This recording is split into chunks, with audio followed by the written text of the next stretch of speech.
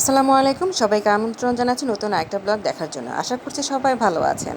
এই যে আজ আমি ভোর রাত থেকে শুরু করে দিলাম আমার নতুন আরেকটা ব্লগ। এখানে আমি ডাল এবং বুট ভিজিয়ে রেখেছি, আর ভোর রাতে চলে এসেছে আমার নতুন একজন অতিথি, ওকেও খেতে দিয়েছি। আর আজ তো অনেক কাজ করেছি, যেমন আদা রসুনগুলো আমি কেটে কুটে ব্লেন্ডারে পেস্ট করে রেখেছি, যেন আমার প্রায় অনেক দিন যাবে, মাসের মতো। আর এখানে এগুলো আমি বাটি ভরে রেখে দেবো। তো এই 3 বাটি ফ্রিজে রেখে দেবো।